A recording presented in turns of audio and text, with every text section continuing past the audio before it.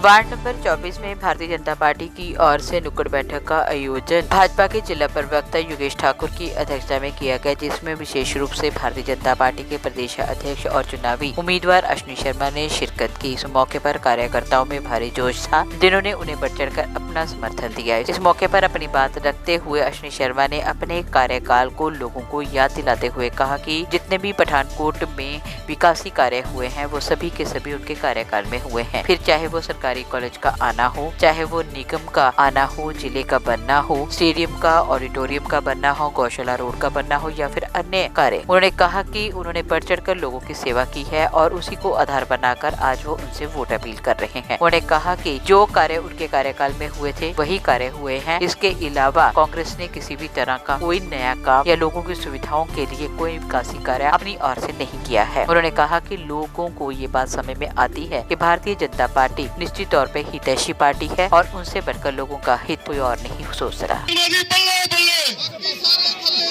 अश्विनी शर्मा दी बल्ले बल्ले, अश्विनी शर्मा, अश्विनी शर्मा ਦਾ ਪ੍ਰਚਾਰ ਤੁਸੀਂ ਦੇਖ ਹੀ ਲਿਆ ਜੀ। ਪੂਰੀ ਯੂਥ ਆਪਣਾ ਸਾਰਾ ਸਾਡੇ ਨਾਲ ਹੈ।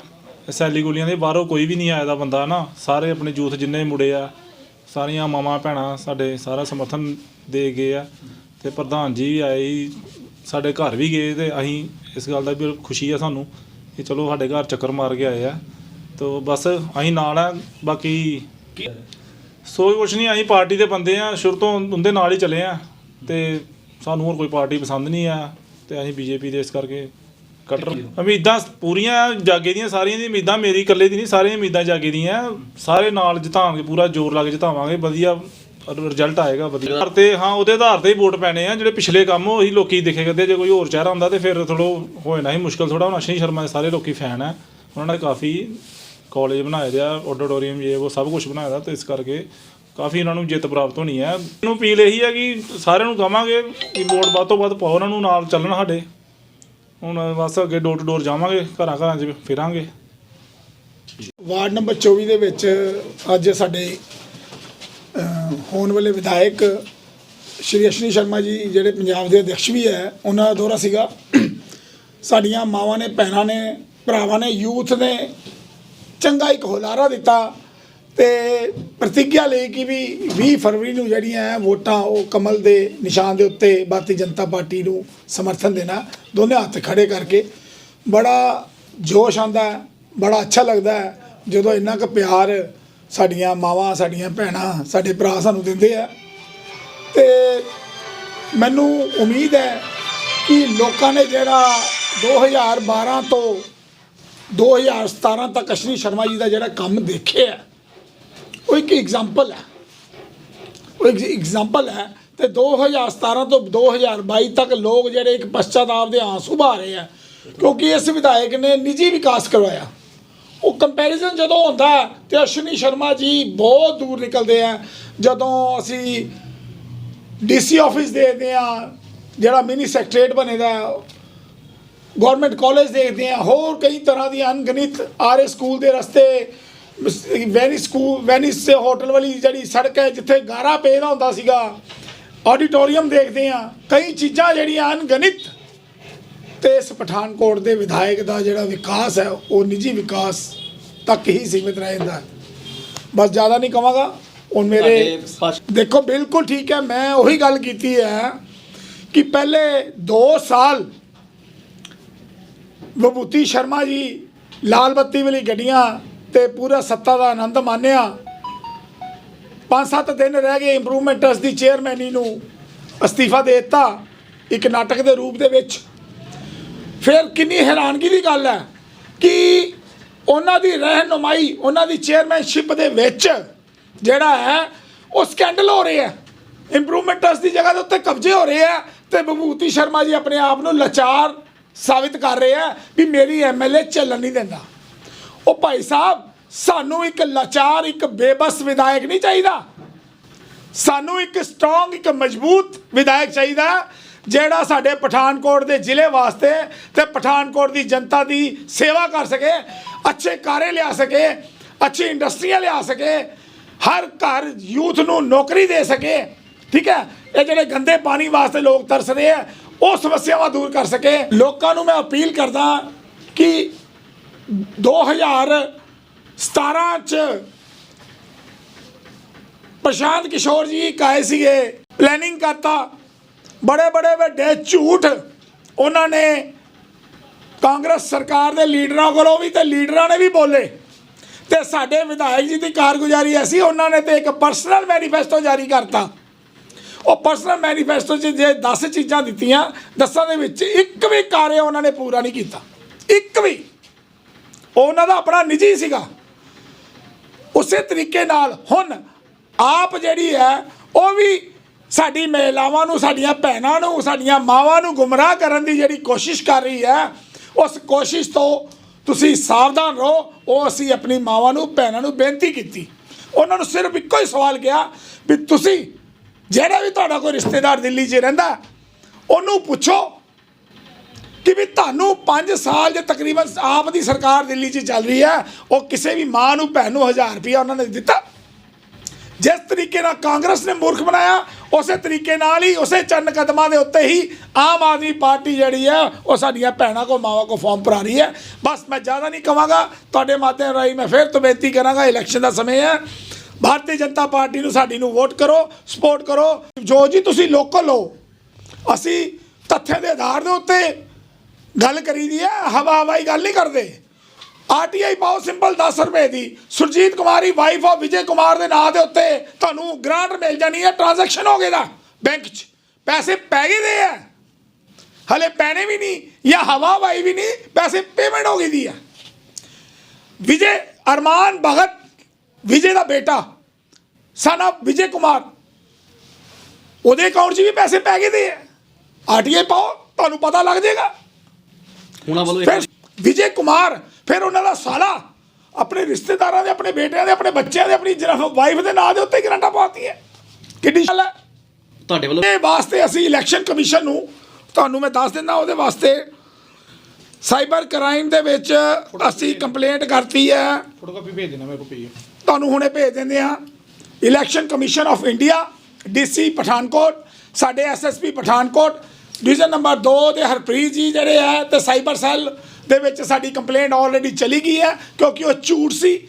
ਜਿਹੜੇ ਇੱਕ ਵਿਜੇ ਕੁਮਾਰ MC ਦਾ ਜਿਹੜਾ ਚੇਲਾ, ਠੀਕ ਹੈ, ਉਹਨੂੰ ਮੈਂ ਕਰਿੰਦਾ ਹੀ ਕਹਾਂਗਾ, ਜਾਂ ਉਹਨੂੰ ਗੁੰਮਰਾਹ ਇੱਕ ਬੱਚਾ ਕਹਾਂਗਾ।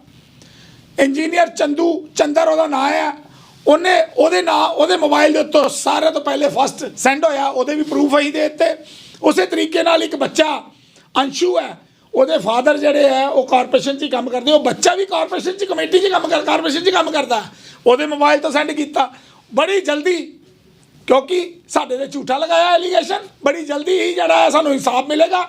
ਤੇ ਉਮੀਦ ਹੈ 4 ਬੰਦਿਆਂ ਦੇ ਉੱਤੇ, ਇੱਕ ਵਾਰਡ 12 ਦਾ ਕੌਂਸਲਰ ਬਲਵਿੰਦਰ ਜੋਤੀ, ਇੱਕ ਵਿਜੇ ਕੁਮਾਰ MC, ਇੱਕ ਅੰਸ਼ੂ ਤੇ ਇੱਕ ਜਿਹੜਾ ਚੰਦਨ, ਇਹਨਾਂ ਦੇ ਉੱਤੇ FIR ਦਰਜ ਹੋਏਗੀ। ਇਹ ਮੈਂ ਤੁਹਾਨੂੰ ਦੱਸਿਆ। मुझे लगता है कि जनता इस चुनाव का इंतज़ार कर रही थी, पंजाब की भी और पठानकोट विधानसभा की जनता भी, क्योंकि पिछले 5 साल में जिस प्रकार कांग्रेस ने जनता के मत का निरादर किया है, उससे जनता त्रस्त है और कांग्रेस को सत्ता से हटाना चाहती है। मैं पठानकोट विधानसभा से पार्टी के प्रतिनिधि के रूप में, मेरा डोर टू डोर कैंपेन सुबह हो रहा है और दिन के समय छोटे छोटे बैठकें, रैलियाँ टाइप हो रही हैं। जनता के अंदर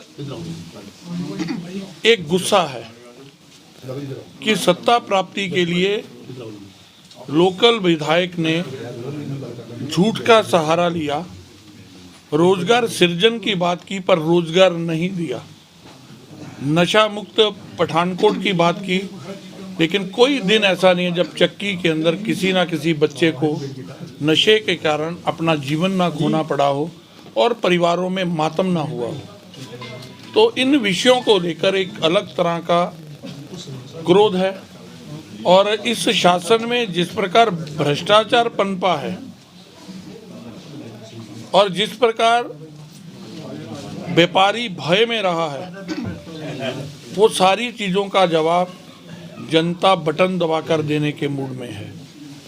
और मुझे इसलिए भी उत्साह भी बढ़ रहा है जनता के प्रेम को देखकर।